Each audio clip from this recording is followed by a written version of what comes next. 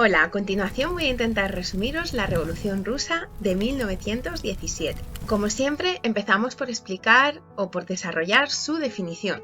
¿Qué fue la Revolución Rusa? Pues fue el conjunto de revueltas que tuvieron lugar en Rusia durante el año 1917. ¿Qué sucedió con esta revolución? Pues que derrocó la autocracia del zar y dio lugar a la creación de la Unión Soviética. Como veis, en esta definición hemos usado la estructura que os recomiendo siempre. Primero, contestamos a qué fue, después decimos cuándo tuvo lugar y dónde, y luego añadimos una información que va a concretar nuestra definición y la va a completar, dándole un sentido completo al objeto que estamos definiendo, al acontecimiento que estamos definiendo. Bueno, ¿y quiénes son estos tan guapetones que salen aquí? Pues son la familia del zar. ¿De qué zar? Este señor que aparece aquí, que es el zar Nicolás II de Rusia.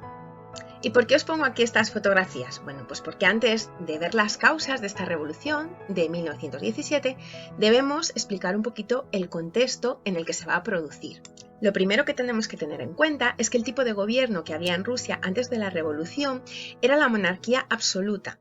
Una monarquía que podemos también definir como autocracia. ¿Por qué? Porque el zar o emperador de Rusia, en este caso ya hemos dicho Nicolás II de Rusia, era la persona que tenía el poder absoluto del Estado. Era una monarquía absolutista al estilo de las monarquías modernas europeas, y la sociedad rusa del momento tenía ciertos rasgos incluso del feudalismo medieval de esos territorios europeos. Es decir, cuando en el resto de territorios europeos vecinos los sistemas imperantes eran democráticos o de monarquías parlamentarias, en Rusia se seguía manteniendo una monarquía al estilo de las más absolutas que estudiamos cuando estudiábamos la Edad Moderna. Pasamos a explicar las causas de la Revolución Rusa. La primera de ellas es esta que os pongo aquí en naranja: sociedad muy desigual. Es decir, la sociedad rusa era muy desigual. ¿Eso qué significa? Que las clases sociales estaban muy diferenciadas y que se diferenciaba muchísimo entre aquellas clases privilegiadas, esos grupos privilegiados, ricos con el poder económico, el poder político, y otros grupos que no tenían esas ventajas y que vivían en la más absoluta pobreza. Aquí tenéis diferenciados los tres grupos sociales que constituían esa sociedad rusa. Por un lado tenemos la aristocracia, que es el grupo privilegiado y que poseía casi la totalidad de las tierras. Por otro lado estará el campesinado, que agrupaba la mayoría de la población. Durante siglos habían trabajado las tierras de la aristocracia y además tenían unas condiciones muy duras de trabajo. Y por último tenemos el proletariado. Era el nuevo grupo social, estaba surgiendo en Rusia recientemente. ¿Por qué? Porque veíamos la revolución industrial en Inglaterra, veíamos su inicio en el siglo XVIII. Se extendía por el resto de Europa entre los siglos XVIII y XIX, y había casos particulares como el de España, en donde no terminaba de fraguar realmente hasta el siglo XX. Pues bien, estamos a principios del siglo XX, el resto de Europa, exceptuando España, está muy industrializada y Rusia está iniciando su carrera industrial, con lo cual el grupo social del proletariado está empezando a surgir. No obstante, es muy numeroso y ya en las ciudades tiene mucha importancia. Tenían las condiciones pésimas que tenían los obreros cuando comenzó la revolución industrial en el resto de Europa, en el siglo XVIII, principios del siglo XIX, pero sí que tenían algo a su favor, y es que tenían la experiencia y las ideas de esos obreros que en otros países habían ido ganando derechos sociales y laborales. Luego, la segunda de las causas es el surgimiento de estos grupos obreros, que ante estas pésimas condiciones de vida que hemos descrito, el proletariado ruso, influenciado por las ideas marxistas de Carlos Marx, se organiza y entonces van a surgir dos grupos fundamentales. El primero de ellos, los mencheviques. Era el grupo mayoritario, pero también era el más moderado. Es decir, la mayoría de los obreros se identificaban con esta ideología que pedía unos cambios de una forma política más moderada y paulatina. El otro grupo, el de los bolcheviques, era menos numeroso, era un grupo más minoritario, pero también era el grupo más radical. y estaba dirigido por este personaje que va a ser muy importante en este acontecimiento o en este proceso de la Revolución Rusa, que fue Lenin, y que además defendía una revolución social. Si veis las noticias hoy día, como comentábamos en clase, muchas veces el insulto que se lanza desde la derecha política hacia los partidos de izquierda política o considerados los que están más a la izquierda actualmente en el poder, es la palabra bolchevique, que es uno de los insultos que se utiliza. ¿Por qué? Bueno, pues porque históricamente viene a representar este grupo revolucionario que tiró al traste con todo el orden social establecido en la Rusia de su época. Es decir, es un grupo muy progresista.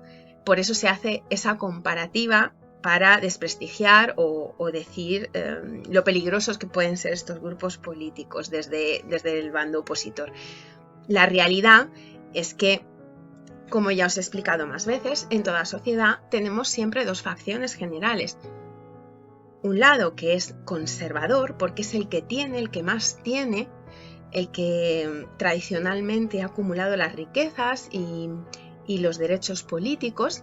Entonces es el conservador, el que quiere conservar el orden social que hay, que existe, porque es el que le beneficia y no lo quiere cambiar. Los que son más tradicionalistas. Y en el otro lado de la sociedad están los progresistas. Normalmente son los que menos tienen porque quieren progresar, de ahí viene el nombre, y reclaman pues unos derechos mejor repartidos, las propiedades más repartidas, es decir, que haya un mayor número de población con unas mejores condiciones de vida. Eso implica progresar para muchos grupos sociales, para muchas personas, y en muchos casos efectivamente implica cambiar el orden social establecido. Otra de las causas será la Primera Guerra Mundial. ¿Pero por qué la Primera Guerra Mundial? Bueno, pues porque Rusia, como sabéis, estaba participando en ella. Se van a suceder una serie de desastres militares y esto va a causar un descontento enorme por parte de la población.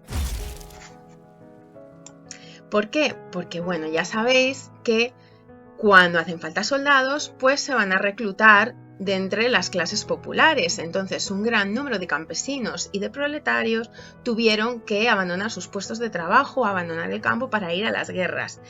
¿Esto qué significó? Pues significó, por un lado, la pérdida de la productividad de esos campos y de esas fábricas, con lo cual la población va a estar menos abastecida de los productos que necesita, especialmente de productos de primera necesidad. Muchos campos van a quedar sin cuidar, sin trabajar, y la población que ya venía pasando hambre, pues va a pasar todavía más hambre. Además, pensad en Rusia.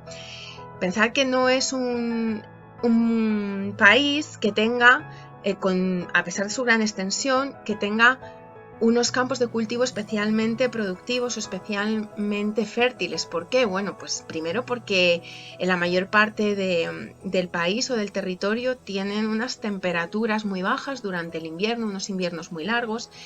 Eso hace que las tierras por lo general sean menos fértiles. ¿Por qué? Porque, bueno, pues ya sabéis que los microorganismos responsables de la descomposición de las materias primas, de los restos de animales muertos y de los restos de vegetales muertos que pueden formar ese humus natural que va a fertilizar las tierras, bueno, pues esos organismos descomponedores normalmente proliferan a elevadas temperaturas. Entonces, cuanto más frío hace, pues menos rápido se produce esa composición. Luego, ese humus natural que nutre las plantas que podamos cultivar no se produce en suficiente cantidad. ¿Eso a qué nos lleva? Bueno, pues que combinado con las temperaturas extremas y unas técnicas de cultivo que necesitaban bastantes mejoras ya en el momento, tenemos unos campos rusos que no son muy productivos. Si a eso le añadimos que la población, en vez de quedarse cuidándolos y cultivándolos, se marcha a la guerra por mandato imperial, pues tenemos todavía muchísimo más hambre entre los campesinos y entre los ciudadanos. En este contexto, el zar Nicolás II de Rusia no va a ser nada popular. ¿Por qué? Porque por un lado está gestionando muy mal esta situación de crisis que afecta a Rusia, y además está reprimiendo brutalmente los primeros intentos de manifestaciones populares que se están convocando para exigir unas reformas laborales, unas reformas políticas que se producen fundamentalmente en las principales ciudades del país. Dicho esto, podemos dividir las fases de esta revolución en dos fundamentalmente. La primera de ellas, la Revolución de Febrero de 1917 y la segunda, la Revolución de Octubre del mismo año. La de febrero, ¿qué podemos destacar de ella? Bueno, pues que pone fin al gobierno del zar Nicolás II, se le depone de su trono y en su lugar se va a crear lo que se llama una república democrática.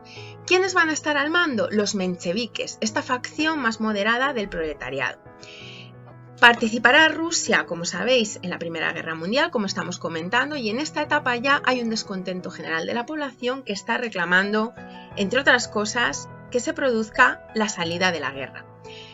Por otro lado, tenemos la segunda fase, que es la Revolución de Octubre de 1917, que esta pone fin a la República Democrática y en su lugar crea lo que se llamó el Estado Obrero. ¿Bajo el control de quién? Del proletariado. Fijaros que los términos nos dan muchas pistas de cómo se va radicalizando el control político o el sistema de gobierno político. ¿Quiénes van a estar al mando? Los bolcheviques, esa facción más radical que estaba dirigida por Lenin. ¿Qué se va a hacer en esta fase? Bueno, pues muchísimas cuestiones, pero vamos a destacar las que más nos pueden llamar la atención y nos revelan lo que sucedió en esos años.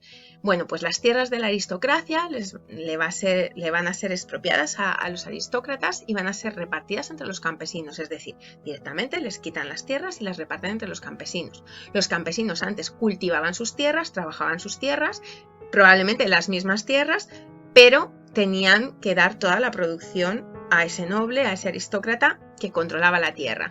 Ahora no va a pertenecer al aristócrata, va a pertenecer al Estado, el Estado va a repartir y los campesinos van a tener que trabajar para el Estado en esta ocasión. Las fábricas van a pasar a estar bajo el control obrero. Esto es claramente una idea marxista. Los medios de producción y los modos de producción no deben estar en manos del empresario, en manos del burgués, en manos del patrón, que era la terminología que empleaba, sino que deben de estar de aquellos que están trabajando y que están produciendo, que es el proletariado.